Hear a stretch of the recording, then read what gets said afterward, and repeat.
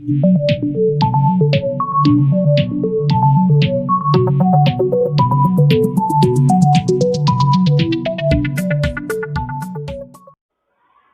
Students, concepts of physics में आपका स्वागत है। क्लास 10th के फिजिक्स में आज हम लोग देखने जा रहे हैं करंट इलेक्ट्रिसिटी, और ये हमारा आज का वीडियो करंट इलेक्ट्रिसिटी का पहला वीडियो है। और आज हम लोग करंट इलेक्ट्रिसिटी का इंट्रोडक्शन करेंगे। देखिए, करंट इलेक्ट्रिसिटी को समझने के लिए मैं थोड़ा आपके केमिस्ट्री के नॉलेज से स्टार्ट करता हूं। जैसे आपको मालूम है कि सोडियम का एटॉमिक नंबर 11 होता है,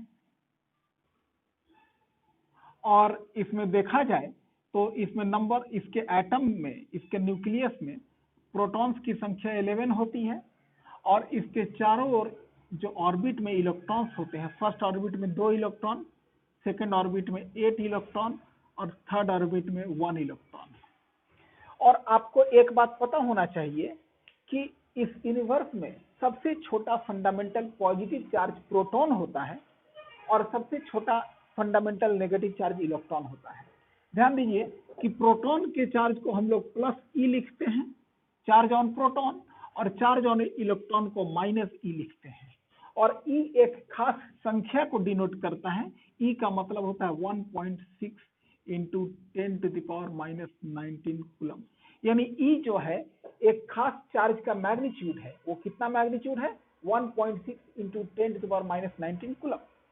यानी एक प्रोटॉन पे चार्ज होता है प्लस 1.6 इंटू 10⁻⁻19 कूलम, और एक इलेक्ट्रॉन पे चार्ज होता है माइनस 1.6 इंटू 10⁻⁻19 कूलम। अगर एक प्रोटॉन और एक इलेक्ट्रॉन को मिला दे, यानी सेम पॉजिटिव और उतना ही नेगेटिव चार्ज, तो न्यूट्रल बन जाता है। आगे आप पढ़ेंगे कि एक प्रोटॉन जो है, एक न्यूट्रॉन जो है एक प्रोटॉन और एक इलेक्ट्रॉन को मिलाने से बनता है, इसलिए न्यूट्रॉन जो है न्यूट्रल पार्टिकल है। खैर, अब यहाँ हमें ये देखना है कि इस सोडियम एटम पे टोटल चार्ज कितना है। अगर देखें तो सोडियम एटम पे 11 positive charge due to the 11 proton, और इसमें 11 negative charge due to the 11 electron, और इस प्रकार सोडियम एटम पे टोटल चार्ज हो गया 0। तो सोडियम एटम न्यूट्रल है। और अगर सोडियम एटम अपना, जैसे कि आप जानते हैं कि सोडियम एटम अपना वैलेंस इलेक्ट्रॉन को लूज करता है ऑक्टेट रूल के अनुसार, तो ये अपना अगर वैलेंस इलेक्ट्रॉन लूज कर दे, तो वैसी स्थिति में क्या होता है कि इसमें प्रोटॉन तो रह गए 11 ही, लेकिन इलेक्ट्रॉन हो गए 10, और इस प्रकार नेट यहाँ +1 बचा। यानी इस प्रकार आप देखते हैं कि सोडियम आयन जो है सिंगल पॉजिटिव आयन बनता है। इसके बाद देख लीजिए, क्लोरीन की बात करें। क्लोरीन का एटॉमिक नंबर 17 है, और क्लोरीन को समझें तो इस क्लोरीन के न्यूक्लियस के अंदर जो प्रोटॉन है वो 17 है, और इलेक्ट्रॉन फर्स्ट ऑर्बिट में 2 इलेक्ट्रॉन, सेकंड ऑर्बिट में 8 इलेक्ट्रॉन, और थर्ड ऑर्बिट में 7 इलेक्ट्रॉन होते हैं। तो इसको आप स्टडी करें तो पाएंगे कि पॉजिटिव चार्ज 17 और 2, 8 और 7, नेगेटिव चार्ज जो इलेक्ट्रॉन्स भी हैं वो भी 17। तो नेट क्लोरीन एटम पे चार्ज है 0। किसी भी नॉर्मली एटम पर चार्ज 0 होता है। लेकिन जब एटम ऑक्टेट अपना कंप्लीट करने के लिए, जैसे ये क्लोरीन एटम अपने ऑक्टेट को कंप्लीट करने के लिए 1 इलेक्ट्रॉन गेन करता है। अब 1 इलेक्ट्रॉन अगर ये गेन कर ले तो इसमें इलेक्ट्रॉन 18 हो जाएंगे। वैसी स्थिति में देखिए 17 positive charge due to the proton और 18 negative charge due to 1 excess electron. इस प्रकार क्लोरीन एटम पे एक नेगेटिव चार्ज आ जाता है, और इस क्लोरीन एटम को अब क्लोरीन एटम नहीं बल्कि क्लोरीन आयन कहते हैं। तो यहाँ आपको क्लियर हो जाना चाहिए कि अगर कोई एटम 1 इलेक्ट्रॉन लूज किया है तो उस पर 1 पॉजिटिव चार्ज आता है। अगर कोई एटम 1 इलेक्ट्रॉन गेन किया है तो 1 नेगेटिव चार्ज आ जाता है। जैसे ऑक्सीजन की बात करें तो ऑक्सीजन का इलेक्ट्रॉनिक कॉन्फ़िगरेशन 2 और 6 है। इसका एटॉमिक नंबर 8 है। यानी एटॉमिक नंबर 8 होने का मतलब कि प्रोटॉन इसमें 8 है और इलेक्ट्रॉन भी यहाँ 6 2 इलेक्ट्रॉन भी 8 है। तो जितना पॉजिटिव चार्ज उतना नेगेटिव चार्ज, तो नेट चार्ज 0 हो गया। लेकिन ये अपना ऑक्टेट पूरा करने के लिए 2 इलेक्ट्रॉन कहीं से ले लेता है और इस प्रकार प्रोटॉन तो 8 ही रह गए और इलेक्ट्रॉन हो गए 10। तो यहाँ आ गया इस पर चार्ज -2, तो ऑक्सीजन आयन जो है डबल नेगेटिव आयन हो जाता है। यहाँ आपको ये बात अब बिल्कुल क्लियर होना चाहिए कि अगर कोई एटम 2 इलेक्ट्रॉन गेन करता है तो उस पर double negative charge, 3 electron gain करता है तो ट्रिपल नेगेटिव चार्ज, और अगर इलेक्ट्रॉन 1 लूज करता है तो single positive charge, 2 electron lose करता है तो डबल पॉजिटिव चार्ज। इस प्रकार आपको क्लियर होना चाहिए। अब इस बात को हम लोग समराइज कर लें कि जो जिस एटम पर पॉजिटिव चार्ज है इसका मतलब उसने अपना इलेक्ट्रॉन खोए हैं, और जिस एटम पर नेगेटिव चार्ज है यानी उसने इलेक्ट्रॉन कहीं से प्राप्त किए हैं। इस बात को आप ध्यान रखिएगा। तो अब आते हैं हम लोग कुछ और एग्जाम्पल पे। अब देखिए, जैसे मान लीजिए ये कोई बॉडी है और ये न्यूट्रल बॉडी है।